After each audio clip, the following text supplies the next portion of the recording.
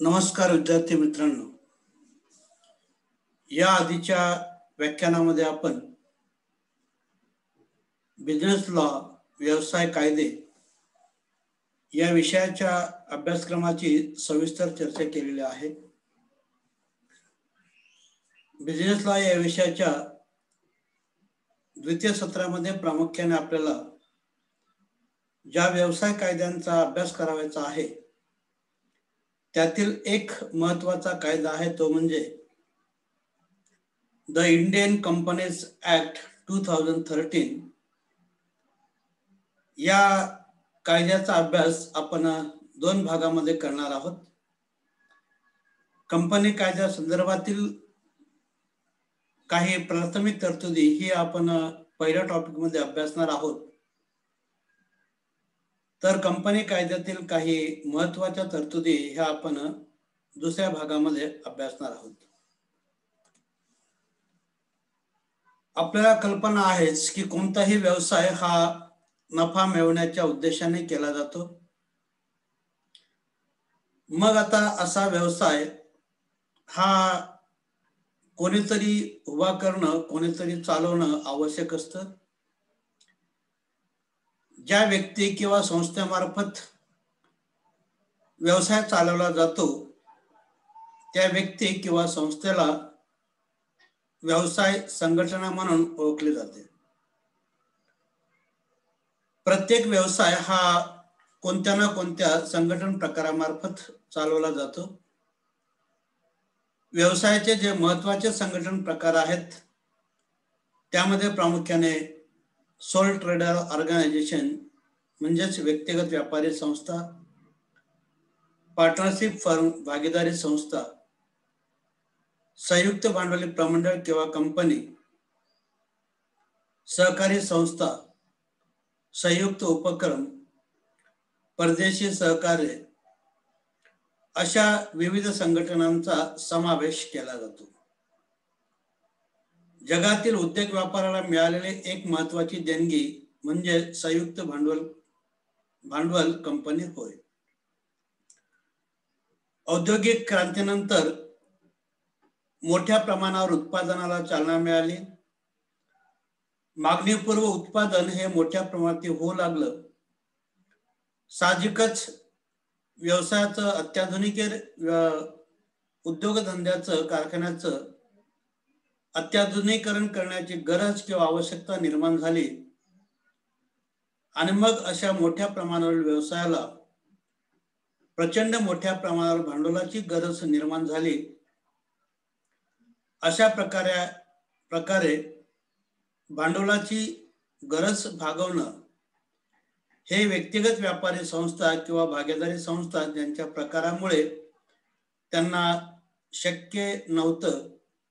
कारण व्यक्तिगत व्यापारी संस्थेमध्ये केवळ एक व्यक्ती व्यवसायाचा संपूर्ण कारभार चालवते किंवा व्यवसायाला लागणारा संपूर्ण भांडवल पुरवते.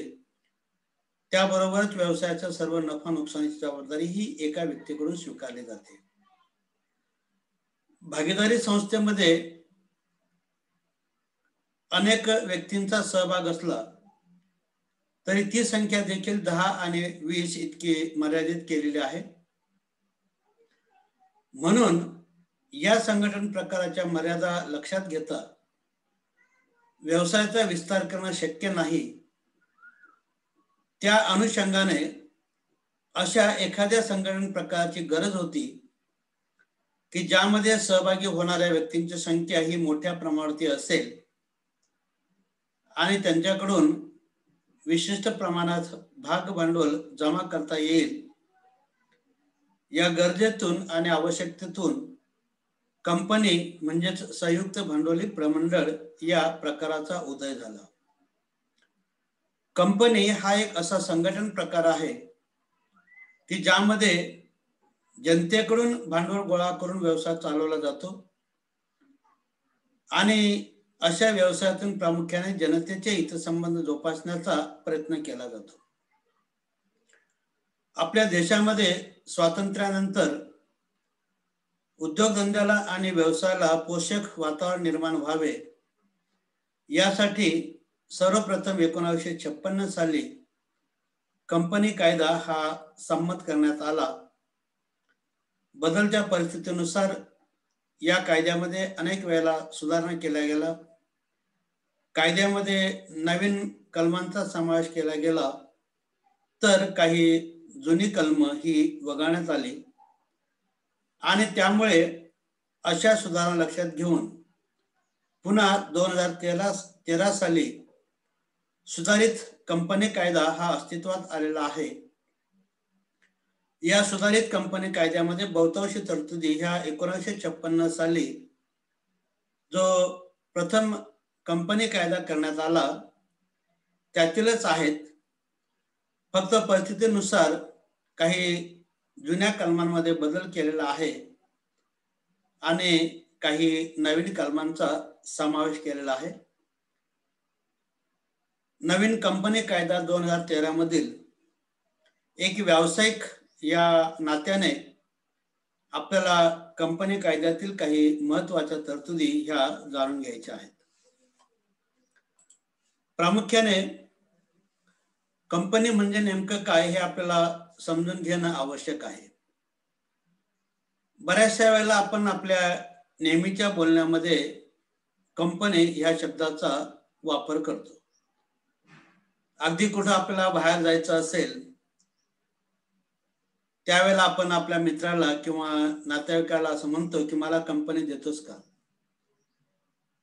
थोडक्यात कंपनी हा शब्द समूह या अर्थाने वापरला जातो, ज्यामध्ये अनेक व्यक्ती विशिष्ट उद्देशाने एकत्र येतात.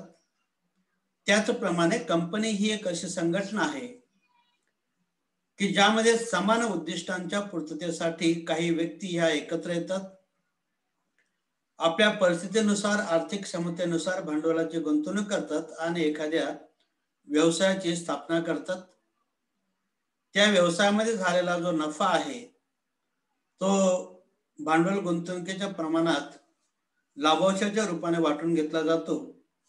यदा कदाचित व्यवसायाला नुकसान झालं तर ते देखील भागांच्या प्रमाणामध्ये विभागलं जातं. कंपनी या संघटनेचा निश्चित अर्थ समजून घेण्यासाठी आपल्याला काही व्यवसाय तज्ञांनी केलेल्या कंपन्यांच्या व्याख्या ह्या पाहता येतील. भारतीय कंपनी कायद्याच्या कलम 3 उपकलम अ1 मध्ये कंपनीची व्याख्या केलेली आहे आणि या कलमानुसार असं म्हटलेलं आहे की कलम 3 उपकलम 1 नुसार अस्तित्वात आलेली किंवा यापूर्वी अस्तित्वात असलेल्या कायद्याने नोंदणी केलेली संस्था म्हणजेच कंपनी होय.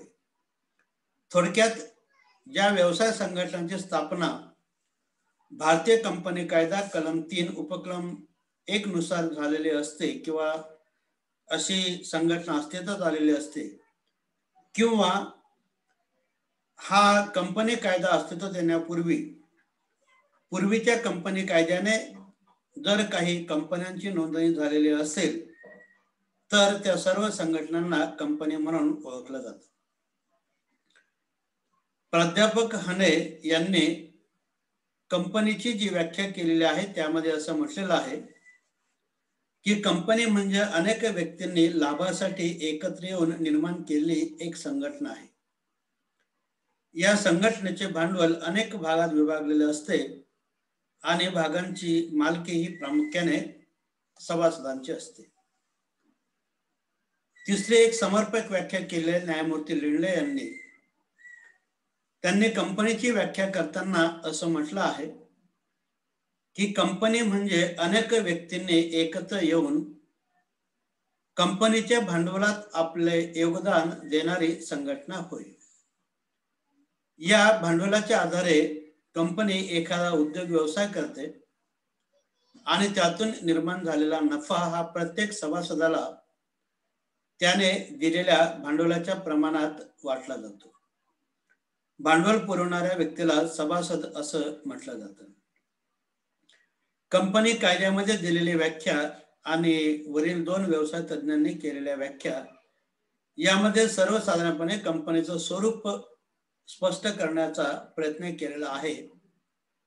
या तीनही व्याख्यांच्या अनुषंगाने कंपनीची एक सोपी आणि सुटसुटीत व्याख्या आपल्याला करता येईल, ती म्हणजे कंपनी ही कायद्याने निर्माण केलेली एक कृत्रिम व्यक्ती असून जिला स्वतंत्र अशा प्रकारचं कायदेशीर अस्तित्व आहे, स्वतःच बोधचिन्ह आहे, जिच्या सभासदांची जबाबदारी मर्यादित आहे, तसेच भांडवल हस्तांतरणे भागात गोळा केले जाते आणि जिची सरकार दरबारी नोंदणी केलेली आहे, अशी संस्था म्हणजे कंपनी होय.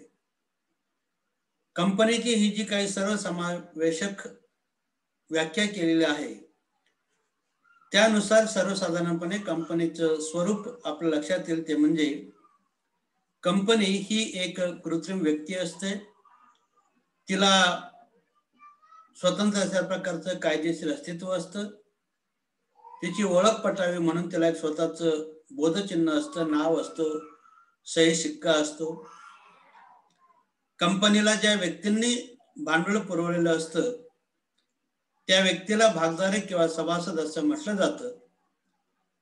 सभासद आपल्या इच्छेनुसार कंपनीमध्ये भांडवल भागांच्या रूपामध्ये गोळा करतात आणि या कंपनीची कंपनी कायद्याने नोंदणी केली जाते. अशा संघटनेला आपल्याला कंपनी असं म्हणता येऊ शकेल. कंपनी कायद्यामध्ये दिलेली कंपनीची व्याख्या आणि विविध व्यवसाय तज्ञांनी केलेल्या व्याख्या या अनुषंगाने कंपनीची काही वैशिष्ट्ये आपल्याला सांगता येतील. कंपनीच्या वैशिष्ट्यांची चर्चा आपण व्याख्यानाच्या पुढच्या भागामध्ये करणार आहोत. आज याच ठिकाणी थांबूयात. धन्यवाद.